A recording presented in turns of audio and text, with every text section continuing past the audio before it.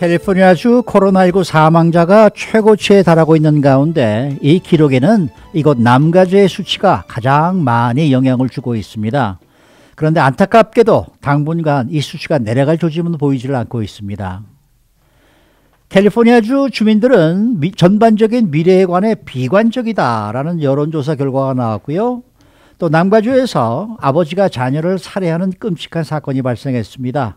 요즘 집에만 있다 보니 아동 학대 사건이 잘 알려지기가 힘들어 우려가 높아지고 있는 상황입니다.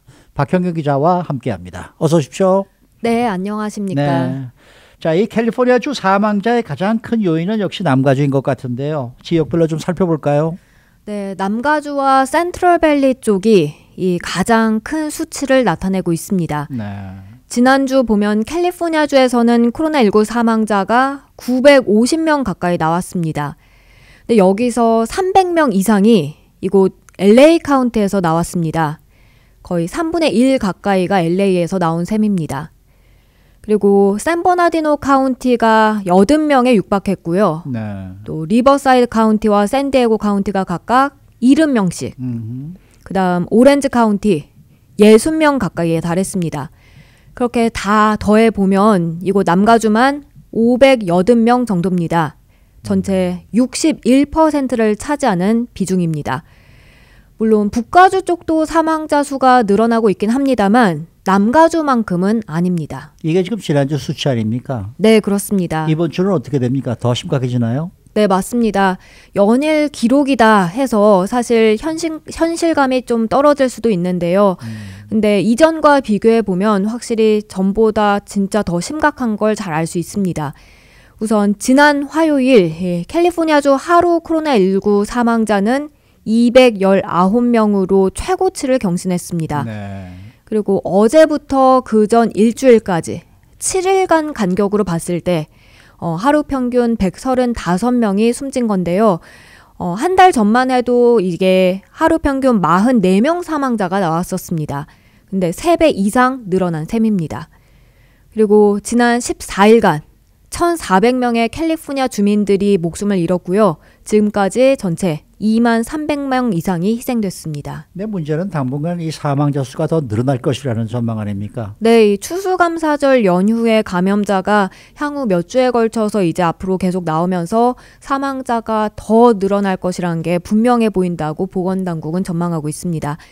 그리고 지금 이 코로나19 감염자 대부분은 젊은 층인데요. 근데 이 젊은 층 감염자로부터 좀 나이 든, 그러니까 여기서 나이 든 것이라는 건 50살 이상을 뜻하는데 네. 이들에게 전파가 되면 사망자는 훨씬 더 많아질 것으로 우려되고 있습니다.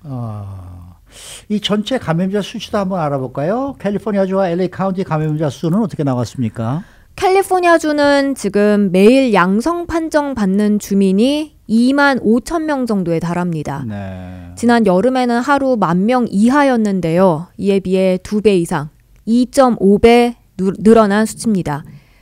물론 검사받는 주민 수가 늘어나서 양성 판정받는 감염자가 증가했다고 볼 수도 있지만 앞서 전해드렸듯 이 사망자 수가 역대급으로 많은 만큼 위험은 그 어느 때보다 높아진 게 더 맞고요. 그리고 LA 카운티는 현재 이 주민 140명 가운데 1명꼴로 바이러스 전파 가능성 지니고 있습니다. 9월 880명 가운데 1명꼴에서 엄청나게 악화한 수치입니다. 그렇게 LA에서 감염자 1명이 평균 1.14명, 1명 이상한테 바이러스를 전파하는데요. 네. 팬데믹 시작 후에 가장 높은 전파율을 보이는 것입니다. 그러니까 한마디로 감염 위험이 지금 가장 높아졌다, 지금 그 얘기가 되겠는데, 네네. 이걸 한 전문가가 좀 더 쉽게 비유한 게 있다는데 어떤 내용입니까? 네, UCLA의 전염병 전문가인 로버트 킴 팔리 박사는 현재 코로나19 감염 이 가능성에 대해서 이렇게 비유를 했습니다. 왜 밖에 나가서 식사를 한다고 했을 때 부슬비, 이슬비도 아니고 라이 스프링클, 네. 약간 우리가 더울 때 이렇게 물방울 뿜어내듯이 네. 그런 게 뿌려진다고 하면 거기에 옷이 젖을 가능성은 거의 없잖아요. 네. 근데 이전에는 지금 코로나 감염될 가능성이 그 정도였다면요. 어허. 지금은 폭풍우가 몰아쳐서 어허. 폭우가 쏟아져 내리는 가운데 거리를 돌아다니면서 어허. 옷이 젖을 가능성. 거기에 달한다고 했습니다. 그러니까 가랑비에 옷이 젖는 것과 지금은 폭우에 옷이 젖는 것, 뭐 네. 완전히 확연하게 차이가 나는 거죠, 뭐. 그렇죠. 밖에 네. 나가기만 하면 옷이 그렇죠. 젖을 정도. 그렇게 밖에 나가면 바이러스에 감염될 가능성이 높다는 설명인데요. 네. 그래서 밖에 다닐 때 사람들 모두 한 명 한 명이 다 감염자다. 아. 이렇게 생각하고 다니라는 지적입니다. 네. 자, 다음은 캘리포니아주 미래에 대한 우리 주민들의 생각인데, 미래에 대해서 주민들은 좀 암울하게 받아들이고 있다는 얘기인데요. 네, 어제 UCLA 경제 전망이 꽤 괜찮다라고 좋았게 나왔죠. 예, 전해드렸습니다만 네. 캘리포니아 주민들이 느끼는 이 경제 전망은 어둡습니다. 네. 캘리포니아주 공공정책연구소가 실시한 조사를 LA타임스가 오늘 아침 전했는데요. 네. 우선 이 경제에 관한 전망입니다. 캘리포니아 주민 10명 가운데 6명 꼴은 우리 자녀들이 부모 세대보다 더 안 좋은 재정 상황을 겪을 것으로 예상했습니다. 네. 또 3분의 2 이상은 빈부 격차가 앞으로 더 벌어질 것이라고 내다봤고요. 네. 역시 10명 가운데 6명 꼴이 향후 5년간 실직이나 아니면 그런 우울감 같은 게 어허. 넓게 퍼져 있는 시기가 지속될 걸로 전망했습니다. 네. 이번 조사 결과에 대해서 전문가들은 어떤 평가를 하고 있나요? 이번에 조사를 실시한 캘리포니아주 공공정책연구소의 마크 발다사르 소장은 주민들은 한마디로 글루미하다, 글루미하다. 네, 침울하다 이렇게 밝혔고요. 네, 네, 네. 주민들은 단기적으로 보나 아니면 장기적으로 보나 굉장히 많이 걱정하고 있다고 평가했습니다. 네. 이번 조사는 11월 대선이 끝난 직후에 이뤄졌는데 2014년과 2018년 조사 때보다 미래에 대해서 훨씬 더 비관적으로 바라보는 게 드러났고요. 여기에는 당연히 코로나19 팬데믹과 또 더해서 정치 성향, 쟁점 같은 게 영향을 미친 것으로 분석됐습니다. 네, 네. 발다세르 소장은 불경기 당시에서 빠져나왔을 때 그때는 상당한 희망이 있었다고 말했습니다. 근데 이번에는 다르다고 했는데요. 백신이란 그런 헬프 구조가 다가오곤 있지만 근데도 희망은 늦게 찾아오는 듯하다고 전했습니다. 네.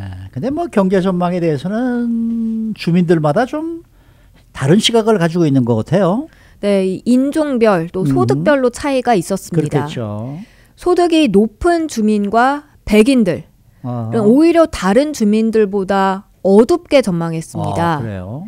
네. 백인 응답자 76%가 네. 자녀들이 컸을 때 부모 세대보다 더 못한 생활을 할 것으로 봤는데요. 아하. 백인 다음으로 높은 비율이 아시안이었습니다. 네. 67%가 그렇게 대답했고요.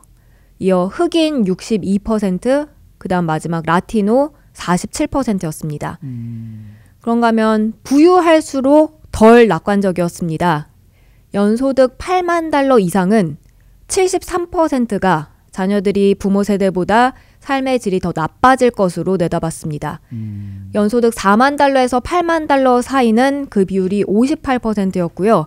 4만 달러 이하는 54%였습니다. 네, 네. 이 발다사르 소장은 이런 차이가 기대에 관한 관점이 다른 것이다. 거기서 드러나는 것이라고 설명했는데요. 그러니까 백인들을 예로 들어보면 우리는 지금까지 잘 살아왔는데 우리 자녀들은 앞으로 어떻게 살지 모르겠다. 걱정이다. 이렇게 하면서 더더욱 우려를 더 많이 하는 것으로 나왔습니다. 그런데 뭐 우리 한인들도 부모 세대들은 다 그런 생각하지 않을까요? 참 어쨌든 우리는 어떻게 해서든지 지금까지 이렇게 서바이브를 해서 살아왔는데 네네. 우리 애들은 과연 앞으로 어떻게 살까 이런 생각들은 좀씩 다 드는 것 같아요. 맞습니다. 그래서 네. 아시안이 이번에 백인 다음으로 높게 나타난 것 그렇겠죠. 같습니다. 네, 네.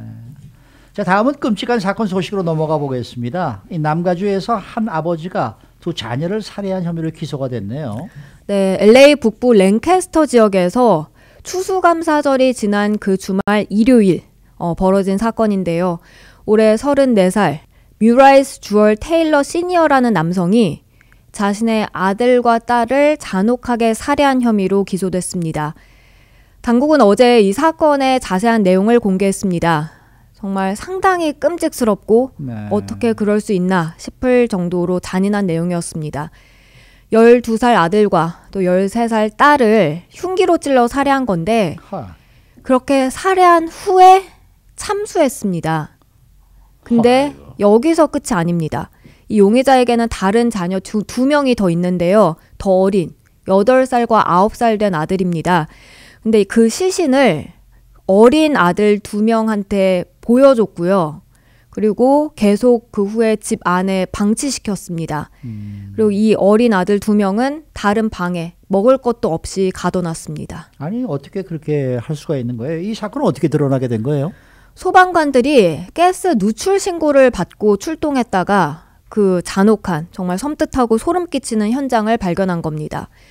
그리고 이 테일러라는 용의자는 퍼스널 트레이너인데요. 네. 지금 코로나19로 이제 직접 못 가르치니까요. 줌을 통해 클래스를 하고 있었습니다.